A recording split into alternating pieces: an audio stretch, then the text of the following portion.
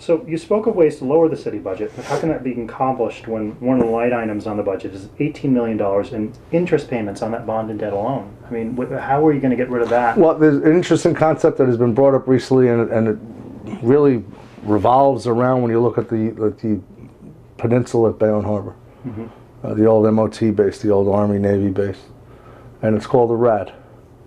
And I don't know if you've done any homework on it. Throughout the country, they're known as TIFs. Yeah. With the RAD, basically, you're going to isolate revenue stream from the development, and it's really taking that money and dedicates it as a revenue stream to pay down your infrastructure debt, and then you can actually take that money, those proceeds, that steady revenue source, revenue stream, and dedicate it towards bonded debt. Now, is that the be-all, end-all? I can't say that yet. There's only one other community in the state of New Jersey that's using the RAD.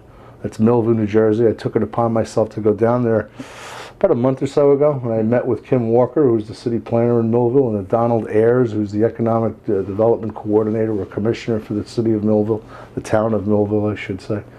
They started this process about a year and a half or so ago. They are anticipating great successes with it. So far, they've hit their milestones. So far, they've been moving along with it, but it's still too early to say if that's really the answer. But that's something that I am gladly or really looking forward to looking at and investigating further and seeing how that proceeds. This next question comes from a member of the Bayonne.net web board community, which is actually one of our oldest web board communities. I don't know if you're aware of it, but it goes back to the BBS days. Bernie Gollum, who's a member, writes, let's assume it's a given that no mayor by himself can reduce the highest property taxes in this country. So the only course may be to bring in more ratables that do not require more spending so that the average taxes may go down. What plans do you have to help spur more building in Bayonne? First of all, we want to invite responsible development into the city of Bayonne. What we've done, and historically what the city of Bayonne has done, we want people to come in and develop in Bayonne, come do business with Bayonne. And when they get here, we have them jumping through a number of hoops. We have them trying to do things that are really unreasonable. And basically, we chase them away. Right. And we've turned development away. What I'm going to do is attract responsible development to the city of Bayonne. We'll appoint a project manager, an office of business development. And that project manager's job is going to be that from the conception of a project till shovels in the ground, that will be the point person for these developers to deal with. So you don't have to make 12 trips to City Hall. And you don't have to get 5 people to sign off on something and 13 trips and who's not here today and who's there tomorrow and come back and do this. That project manager, paid for by the developers through an escrow account, so it's not a burden to the taxpayer, he will walk somebody through. He will walk a developer through from the conception, through the planning and zoning and adjustment boards, what have you, all the way to the fruition of the project, shovel in the ground, and what does that do? There's your tax dollar, your rateable coming in. Is that a model that has been used in other communities? Jersey City, and I had the opportunity to sit with several folks in Jersey City. They've done that magnificently over the last 10 to 15 years, and we see what they've accomplished in downtown Jersey City. If you had told me as a young guy 25 years ago that people would be clamoring to leave Bayonne and go and live in downtown Jersey City, I would have bet the house on it. But that's what's happening. Right. Spurring off that question, what kind of development would you like to see? I mean, you know, we've got height restrictions here in Bayonne for a lot of things. I myself wouldn't mind seeing some buildings going up that are a little higher.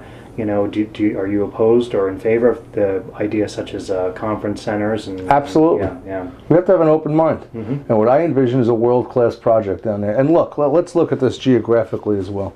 We are in the most idyllic region imaginable. We're in the shadow of New York City. Manhattan, the capital of the world. We're 15 minutes or so from an international airport. We've got the most valuable piece of property, if not on the East Coast, in this region at the very least. I think it's on the East Coast. How do we not take that next step? How do we not do that? Right. Unfortunately, I'd love to see some building development. And one of the problems I have when you look at the Board of Adjustment, and I don't think they get their role. It's adjustment. That's to make changes. That's to allow things to take place. And that leads into my next question about boards. You know, one of the frustrations of many non-politically connected people in Bayonne, such as myself, is that it's difficult to become more involved in the civic process and have a positive impact on the community. Would you make a promise to the public that you will replace existing board members as their board memberships come available on various city boards, such as the Bayonne Local Redevelopment Authority, the Zoning Board, the Board of Estimates, and the Board of Education, with people who are unconnected to any local politicians, not business associates of yours or people who do not currently hold jobs in city agencies or the city itself. In short, will you encourage honest, concerned citizens, such as the people that are involved with the Bayonne Public Advocate, to have a greater role in Bayonne? Absolutely. My slogan, not to get back to that or to keep touting that, is changing Bayonne together. That includes, and I talked about it earlier, the stakeholders in the city of Bayonne. People like yourself. People who are committed to the city of Bayonne. My wife and myself have an investment in this community, our 2 children. I want people of quality who are willing to make that same commitment to turn this ship around, to turn this community around and stick it out and fight the good fight. I want them involved. I need them involved. Because this election is not about Mark Smith. It's about the collective. It's about all of us who are in the same boat. I mean, and people, Bayonne, it's becoming a more diverse town. Guess what? We're all the same. We want the same things. We want to be able to educate our kids. We want a clean, safe community. We want what's best for the next generation. Please, I implore you and anybody else, I want you involved. We need you involved. It's the only way we're going to do this. Which is a good answer, thank you. For the first time in Bayonne politics, the internet has become a campaigning tool. Unfortunately, the tone of the conversation occurring in some of the internet discussion boards has turned toward the negative.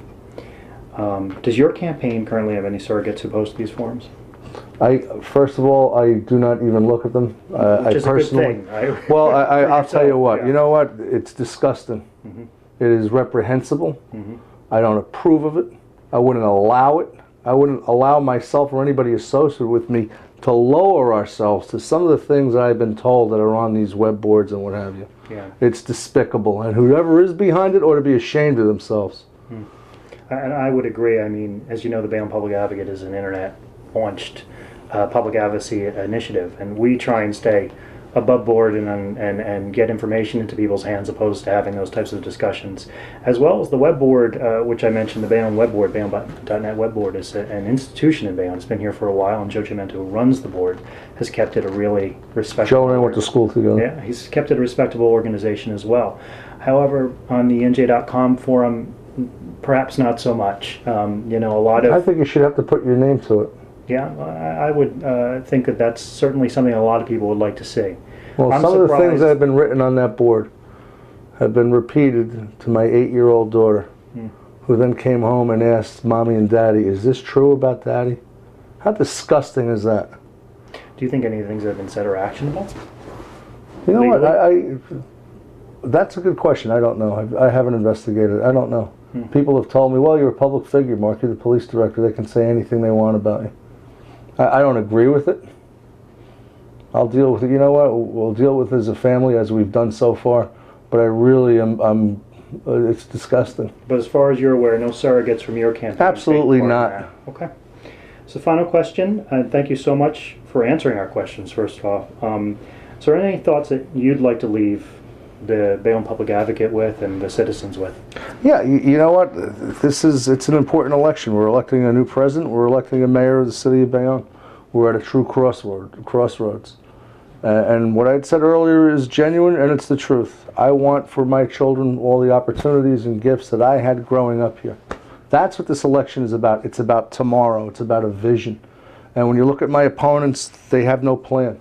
They have yet to articulate what they're going to do tomorrow to help Bayonne, to change Bayonne, to do what's right in Bayonne. They haven't said anything. They don't have a plan. One of my opponents has become so negative, and he has to, because he has to distract the voters away from the fact he hasn't articulated a plan, he doesn't have an idea or a semblance of where he's going to go with this. We have a plan that's put out there. It's on our website. It's been put out in advertisements. I beg people, please go look at it, read it, give us your input on it. But when you look at it, it's a comprehensive plan. We talk about public safety. We talk about education. We talk about an energy policy. We talk about mobility and transportation issues in this plan. We talk about redevelopment at the peninsula. And we talk about the forgotten redevelopment areas in the city of Bayonne that people have unfortunately forgotten about. The gateway to our city is a mess. The front door of our community is a mess. It needs to be cleaned up. It needs to be addressed. We talk about those issues. We talk about tomorrow and where we're going. We have a vision. None of my opponents have a vision. They don't have a plan. And I just like to leave our people, I'm going to do my best. And if you vote for me, you're voting for yourselves, and you'll never be sorry.